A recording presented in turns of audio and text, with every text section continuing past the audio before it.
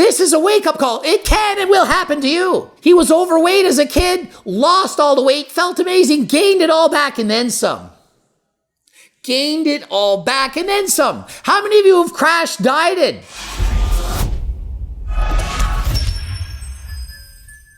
Coach Greg, and I'm watching a video by Cub Scouts, and he's talking about his weight and how he's not happy with it. I'm like, whoa. I'm going to record a video. So I watched 1 minute of video. I'm watching the whole thing for the first time now, except the first video, and I'm going to react to it. You get my first time authentic reactions to Cub Scouts' new video called No More Hiding From Myself. You want to know why I never post pictures about myself, or why I never do like these types of vlogs that a lot of other YouTubers do. So essentially, he's wanted to do more videos where he features himself, but he's uncomfortable with how he looks. How many of you feel like that? You're not comfortable with your appearance. You're not happy with your body, the exterior shell that you're walking in. A lot of people feel this way. And you're like, well, I didn't know that about him. Well, no, you didn't. He didn't want you to know that. This came out of nowhere. I had no idea you had issues with your own weight. And yes, it's not easy to be vulnerable, to tell people your insecurities. This is not easy. It's not easy for him. Just because he has 4 million followers doesn't mean it's easy for him to admit he doesn't like the way he looks. He struggled with his weight for years, his entire life. He's fat, he's thin, he's fat, he's thin. This is also common, and just think how many people are in the same shoes as him. They're not happy with how they look, but they're not telling all their friends. They're not coming to you and saying, I feel fat. I don't like myself. No, people don't do that. People don't want you to know the true selves. Look at social media. Post all my best days, my best pictures. People aren't saying what they're really thinking. They're telling you and showing you what they want you to see. I learned from a very young age that if I'm gonna put something on my plate, I better make damn sure that I eat everything on my plate. I mean, I talk about this all the time. We are raised to be like this. Eat all your food. Eat that up. There are starving people in other countries. They would dream to eat that. Eat it up. You can't waste food. Even when I do more recent videos, I say, hey, buy some food and eat it, the cookies, and throw out the rest. Oh, Coach Gray, that's horrible. There are starving people out there. I'm like, yeah, but it's not you. But we raise people. We raise our children to do this, to be like this. Eat all your food. You don't get dessert till you eat all your food. We make our society this way. We encourage people to celebrate with food. Happy birthday, you're 1 year old. Eat all this cake. You're 1 year old, you don't even know what cake is, and you're slamming it in your face. Then you're 2, and you're 3, and you're 4, and it's ice cream. And it's Easter, it's chocolate time. And it's Christmas, more food. And it's Halloween, let's get candies. Celebrate with candies. Oh, we just won that baseball game. Let's go to McDonald's, to Mickey D's. And we wonder why people grow up being overweight or obese. Let's spoil our children with junk food. So we never ate until we were satisfied or until we were full. We ate until everything was gone. So I had this bad habit of overeating, which caused me to gain a lot of weight. Maybe we should do something about it at an early age. Raise them differently to understand the difference between healthy and unhealthy. The difference between satisfied, full, and stuffed. He even said himself, these are the exact words I say. You should eat till you're satisfied, maybe till you're full, but not till you're stuffed, not till you have a bellyache. But yet he did that. And it caused me to get made fun of a lot. I got roasted a lot about my weight. Every time I tried to do sports, I got made fun of, just because I was overweight and I was slow. And so you eat, you keep eating, you gain weight, now you're obese. You get made fun of when you're a kid. Trust me, I was a phys ed teacher for over 10 years. I taught children. I saw the bullying. Oh, and I made sure they stopped. Trust me, I didn't let that happen in my classroom, but I seen it happen, and it's hard to stop. And so the scars, they go deep. This is nothing rare. This is no exception. This happens over and over again to millions of people around the world. Yeah, it followed me until I was about 18 or 19. And I told myself, I don't want to be like this forever. So he wanted to look amazing. He saw it all the social media influencers. He's seen all the pictures. of the ideal physique. I want to look like that shredded guy with muscles and stuff. So he did some research, studied it, the macronutrients, the calories, all the good stuff. So he's 6 feet tall and 240 pounds, could hardly do any push-ups, and he finally started a diet, lost weight, got down to 168 pounds.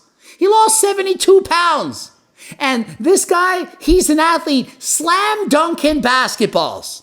That's great genetics for jumping. Think of it. He's slam dunking. Yeah, I can't slam dunk, never could, but I'm not 6 feet. But trust me, if you're slam dunking at 6 feet, that's still pretty impressive. It's some good jumping skills. And I had my friend record me one time because I was amazed that I could actually get up that high. Like, I was focused on just working out and... Exactly. He worked harder than last time, lost over 70 pounds, and then he went to dunking basketballs from barely being able to do a couple push-ups to slam dunking basketballs.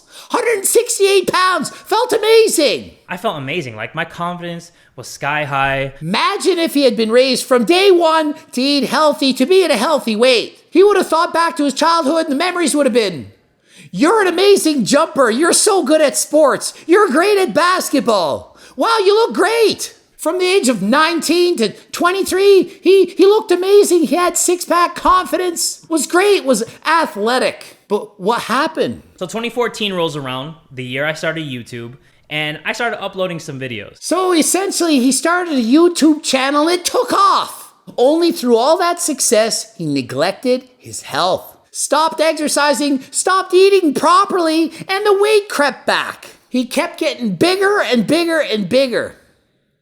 You notice how Coach Greg continues to lift weights, continues to race bicycles? It's all about balance. And over time, as you can see right here, like, I just started getting bigger and bigger and bigger. What good are the millions of dollars if you don't have your health, if you don't feel confident, if you don't feel healthy and happy on the inside? And I think this is what triggered me to never want to do in real life stuff. I stepped on the scale, and it was the most weight that I've ever seen in my life. He gained 100 pounds. He was 168 pounds, and then later, almost 270 pounds. And I was just embarrassed. I was embarrassed with myself because I let myself go. He let himself go, neglected his weight, was just focused on being the best worker he could be, but neglected his health.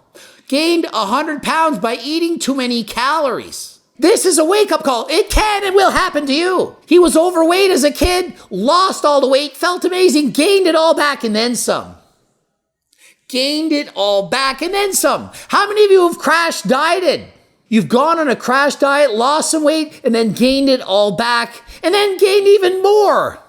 And then you try the diet again, and this happens over and over and over again. I was gonna run into a lot of health problems. It wasn't just about looking good, like I said, it's about feeling good. And not only that, he has the family history of not the best genetics to ward off all these medical diseases like diabetes and so on. Okay? Not the best genetics, so it's even more important for him. And then he finally said, that's it, enough is enough. I can't handle it. I'm almost 30. And he went on a diet and it was intermittent fasting.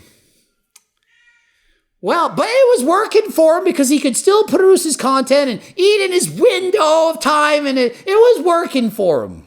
He was ready to diet harder than last time. Yeah, I got it this time. And I went from 260 something to about 215, 216, and it showed in the videos. Like, I started getting thinner and thinner and thinner. And he lost 50 pounds in 4 or 5 months.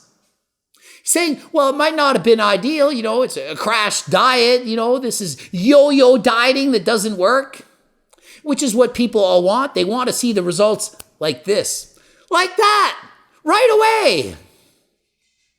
The slower you lose the weight, the better. The best diet, the only diet you should ever follow is the diet you can stick to for the rest of your life. It has to be a realistic diet that tastes amazing, that keeps you full. And then he got down to almost 200 pounds where his goal was 180, and guess what? Gained the weight again. Couldn't stick to the diet, started eating again, and not doing all the cardio and exercise that he needed to do.